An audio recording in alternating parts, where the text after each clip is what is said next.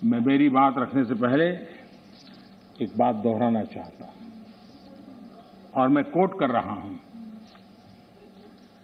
यह जानकारी बेहद हैरत में डालने वाली है कि बंगाली, मराठे, गुजराती, तमिल, आंध्र, उड़िया, असमी, कन्नड़, मलयाली, सिंधी, पंजाबी, पठान, कश्मीरी, राजपूत और हिंदुस्तानी भाषा भाषी जनता से बसा हुआ विशाल मध्य भाग कैसे सैकड़ों वर्षों से अपनी अलग पहचान बनाए हैं,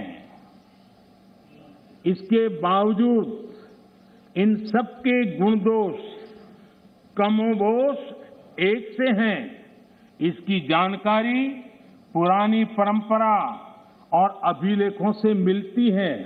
साथ ही इस पूरे दौरान वे स्पष्ट रूप से ऐसे भारतीय बने रहे जिनकी राष्ट्रीय विरासत एक ही थी और उनकी नैतिक और मानसिक विशेषताएं भी समान थी। एक कोटेशन है। अध्यक्ष महोदय, हम भारतीयों की इस विशेषता को बताते हुए इस कोटेशन में दो शब्द गौर करने वाले हैं, राष्ट्रीय विरासत। और ये कोट पंडित नेहरू जी का है।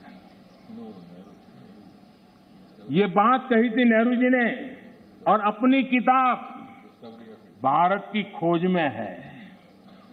हमारी राष्ट्रीय विरासत एक है, हमारे नैतिक और मानसिक विशेषताएं एक है। क्या बिना राष्ट्र के ये संभव है? इस सदन का ये कहकर भी अपमान किया गया कि हमारे संविधान में राष्ट्र शब्द नहीं आता।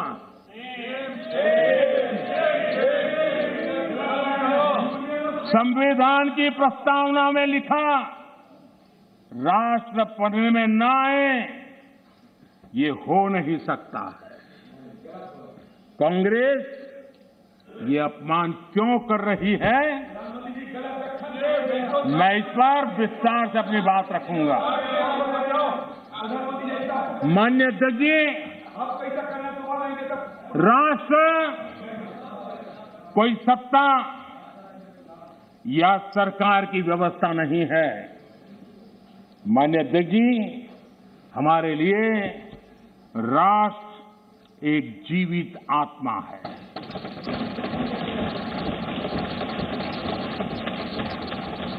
और इससे हजारों साल से देशवासी जुड़े हुए हैं और जूझते रहे हैं। हमारे यहां विष्णु पुराण में कहा गया है, ये किसी भाजपा वाले ने नहीं लिखा है, विष्णु पुराण में कहा गया है, उत्तरम यत् समुद्रस्य हिमाद्रयश्चैव दक्षिणम वर्ष तद भारतम नाम भारती यत्र संतति ही। यानी समुद्र के उत्तर में और हिमालय के दक्षिण में जो देश है उसे भारत कहते हैं तथा उनकी संतानों को भारती कहते हैं। विष्णु पुराण का ये श्लोक अगर कांग्रेस के लोगों को स्वीकार्य नहीं है तो मैं एक और कोट इस्तेमाल करूंगा, क्योंकि कुछ चीजों से आपको एलर्जी हो सकती है।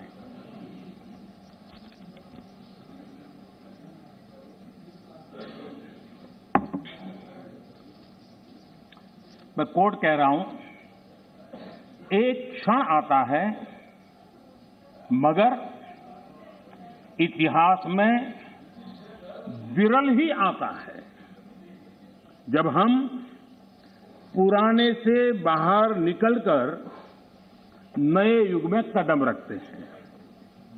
जब एक युग समाप्त हो जाता है जब एक देश की लंबे समय से दबी हुई आत्मा मुक्त होती है।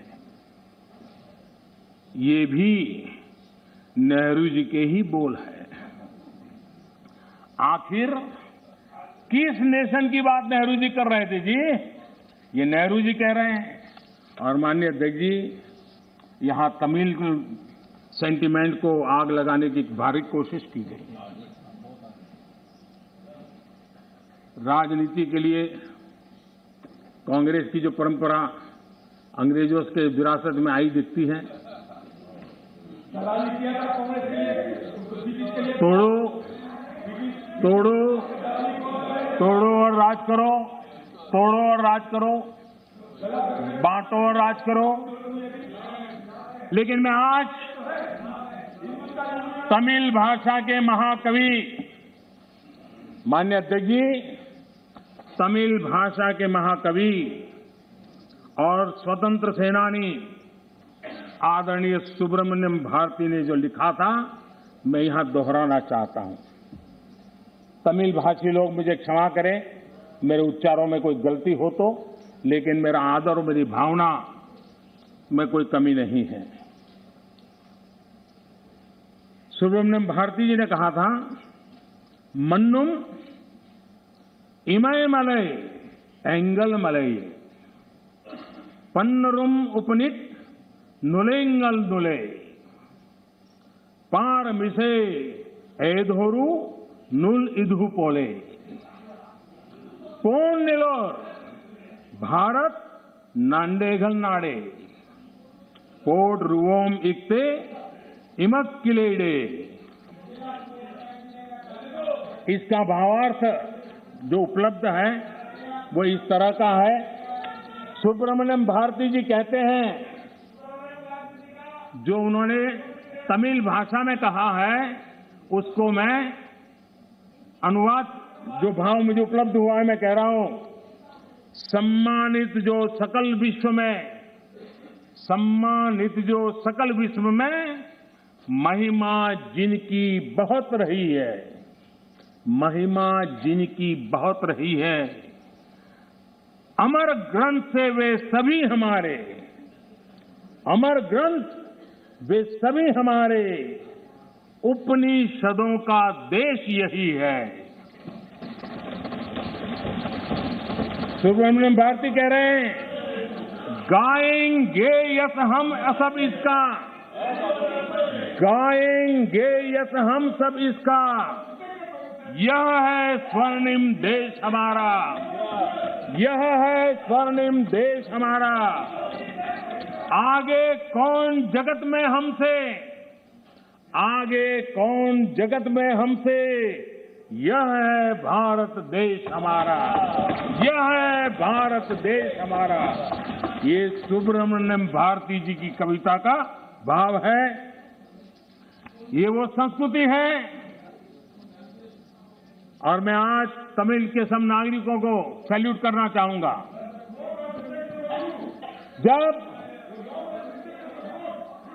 जब हमारे सीडीएस रावत दक्षिण में हेलीकॉप्टर के अकस्मात में उनका निधन हुआ और जब उनका बॉडी तमिलनाडु में हवाई अड्डे की तरफ ले जाने के लिए रास्ते पर गुजर रहा था, मेरे तमिल भाई, मेरी तमिल बहनें लाखों की संख्या में घंटों तक कतार में खड़ी रही थी रोड पर। कोई सूचना नहीं, संदेश नहीं, इंतजार करते खड़ी रही थी। और जब सीडीएस रावत का बॉडी वहां से निकल रहा था, तब हर तमिलवासी गौरव के साथ हाथ ऊपर कर करके आंख में आंसू के साथ कहता था, वीर वणक्कम, वीर वणक्कम, वीर वणक्कम, ये मेरा देश है।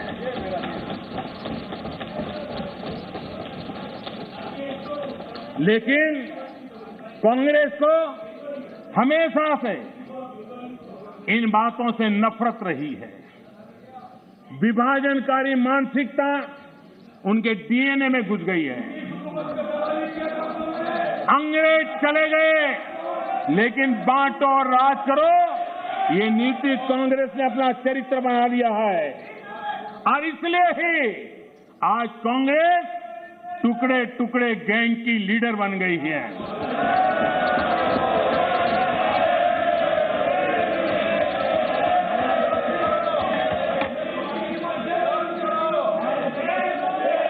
माननीय सदस्य प्लीज, मैंने सभी माननीय सदस्यों को पर्याप्त समय पर्याप्त अवसर दिया था। जब सदन के नेता बोल रहे हैं ये अप्रयादित आचरण आपका ठीक नहीं है, ये सदन की गरिमा नहीं है।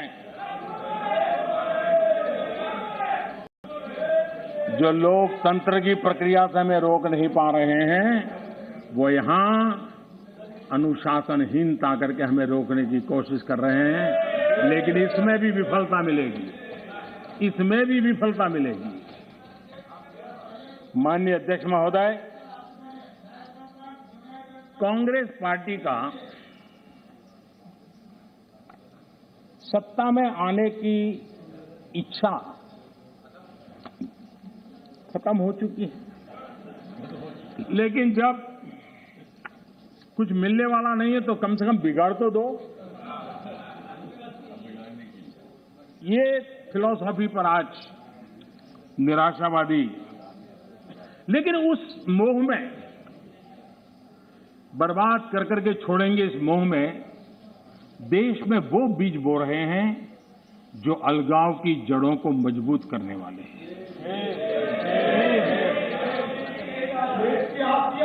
सदन में ऐसी बातें हुई कि जिसमें देश के कुछ लोगों को उकसाने का भरपूर प्रयास किया गया। अगर पिछले 7 साल से कांग्रेस के हर कारनामे, हर गतिविधि उसको बारीकी से देखेंगे तो हर चीज को अगर धागे में बांध करके देखेंगे तो इनका गेम प्लान क्या है वो बिल्कुल समझ में आता है, और वो ही मैं आज उनका खुला कर रहा हूं। माननीय अध्यक्ष जी, आपका गेम प्लान कोई भी हो,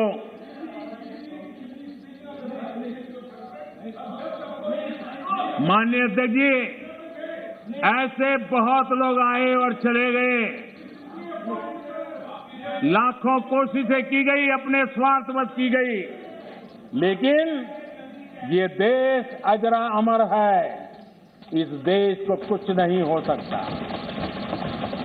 आने वालों को, इस प्रकार की कोशिश करने वालों को हमेशा कुछ न कुछ गंवाना पड़ा है। ये देश एक था, श्रेष्ठ था। यह देश एक है, यह देश श्रेष्ठ है और श्रेष्ठ रहेगा।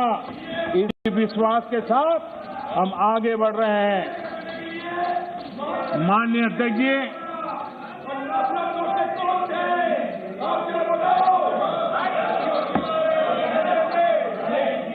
माननीय अध्यक्ष जी, माननीय अध्यक्ष जी, यहां कर्तव्यों की बात करने पर भी ऐतराज जताया गया है। उससे भी कुछ लोगों को पीड़ा हुई है कि देश का प्रधानमंत्री कर्तव्य की बात क्यों करता है, कर्तव्य की चर्चा हो रही है।